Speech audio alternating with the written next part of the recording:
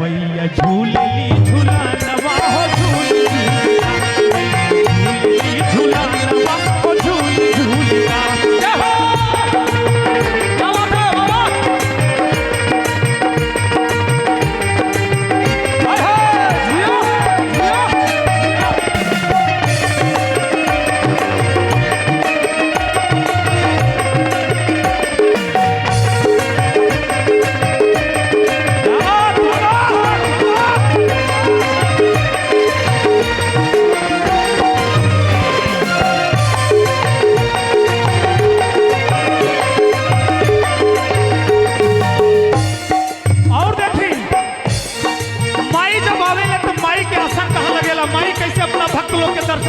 सुनी सातोरे बहिनिया के भैरो हमें भैया आदिशक्ति के भी के अनेक बाटे भैया।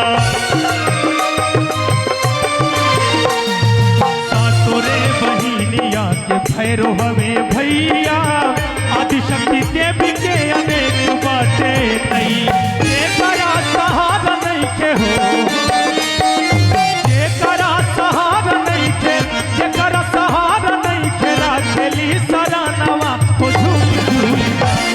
हो झूली झूली। देखिए जेकर केहू सहारा नहीं खे ना ओके माई अपना शरण में स्थान देवेले कैसे।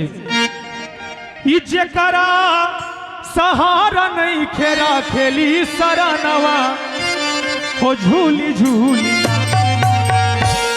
तनी एक बार दोनों हाथ उठा के ताली के साथ डॉक्टर साहब गोपाल भैया सब केहू तनी ताली बजाई। जोखन भैया तनी आपो ताली बजाता। मैया झूलली झूला नवा हो झूली झूला नवा हो झूली झूलिया। नीमिया के डाढ़ मैया हो नीमिया के डाढ़ मैया नीमिया के डाढ़ मैया डाल लिया सनवा हो झूली झूलिया हो झूली झूलिया। ये देखा केशियर साहब 100 रुपया दे रहल बड़े। केशियरी कम चलता केशियर साहब के। एक बार विकास भैया खातिर ताली बजा दें भाई। ये मैं इसको रुपए से नहीं आपके प्रेम से मैं तोलता हूँ कि अगर मेरी गीतें आपके दिल में थोड़ी सी भी जगह बनाने में कामयाब हो जाएंगी तो मेरी जिंदगी की सबसे बड़ी उपलब्धि हो जाएगी।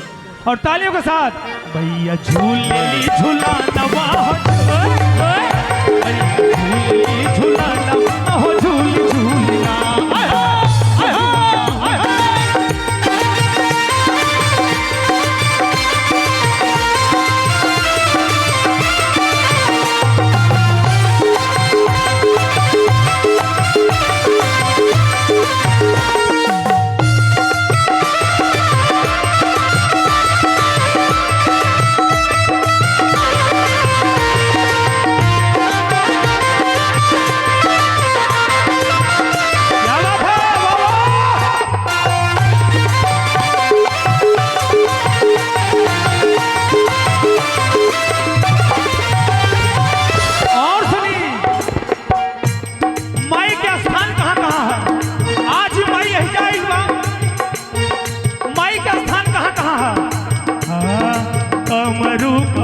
कलकत्ता वाली काली मैहर में शारदा विंध्याचल विंध्य वाली।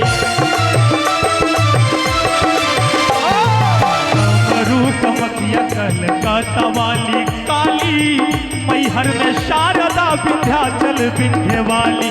काश्मीर में वैष्णो देवी हो काश्मीर में वैष्णो देवी कश्मीर में वैष्णो देवी जाने ला जहानवा हो झूली झूली हो झूली झूली। प्रेम से बोली आदिशक्ति जगत जननी महारानी की। ऐसा बोला था नहीं लोग की जैसे लगा था माई के कर्जा उतार रहा बनी। हाँ ये मैं बड़ बोलेपन की बात नहीं कर रहा हूं लेकिन आप सबकी संख्या से ज्यादा बगैर माइक के आप लोगों से तेज तो पक्का बोल सकता हूं। तो कम से कम अपनी मेजोरिटी की लाज रखिए अपनी अधिकता की लाज रखिए। और आप तो मात्र शक्ति हैं जिस मात्र शक्ति के अंश से पूरी सृष्टि का संचार होता है उसका जयकारा थोड़ा सा थोड़ी लगता है। उठाइए दोनों हाथ प्रेम से बोलिए आदिशक्ति जगत जननी महारानी की। और हथवाई से ऊपर रहे ताली बजे कैसे। मैया झूलली झूला नवा हो झूली झूलिया मैया झूलली झूला नवा हो झूली झूलिया। नीमिया के डाढ़ मैया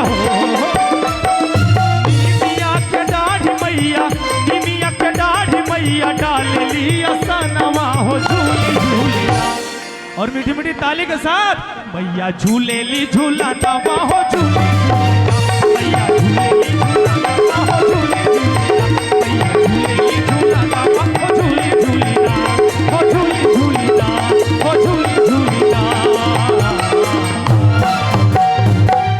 अरे मैया झूले ली झूला नवा हो झूली झूलिना।